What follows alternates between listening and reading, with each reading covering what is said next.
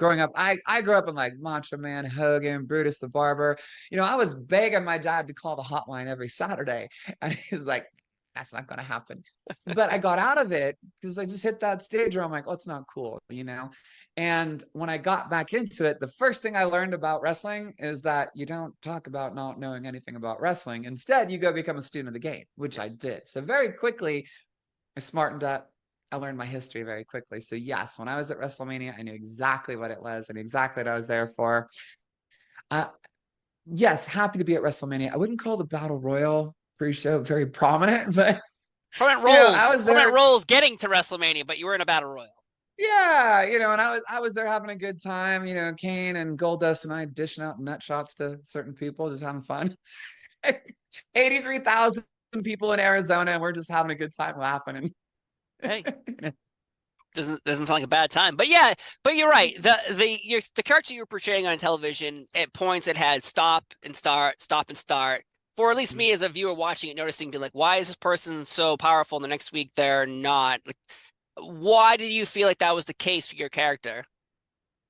well, everything in hindsight is 2020, as we say. And so in the beginning, I blamed everybody.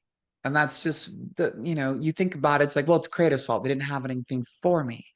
Or they didn't tell me who this character is supposed to be. They made this character for me. They didn't tell me what to do with it. They just said, shut up, don't say anything. We want you to be ominous. Well, okay, that's cool. But then when it didn't work, they instead of telling me, hey, we need this character to evolve, they just took me off TV.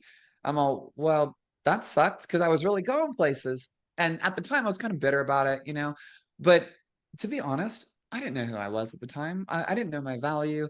And I remember very specifically when that character had started after bragging rights. We had done bragging rights already, and I remember we were at Raw, and we had oh no, it was before bragging rights. It was right before bragging rights, and we were at Raw, and it was leading up to it where we had SmackDown versus Raw, and we had the entire roster on both SmackDown and Raw on the floor during a commercial break, and suddenly they start passing the microphone around, and I'm like, what the hell was this? I wasn't told about this. I don't have a promo ready. I don't even know my character. And I remember sitting there that whole time going, God, please don't hand the microphone to me. I don't know what to say. And I think back on it. Nobody handed me the microphone, thank God. But I think back on it and I go, well, I know who the heck I am right now. There's no question about it. I know my value. If you hand me a microphone now, oh, I can talk for an hour.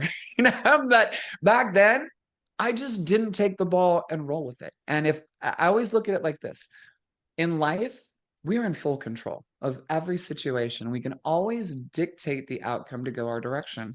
And I just didn't have enough experience. And I was not confident enough in myself. I could have taken that ball and I could have rolled with it at any moment.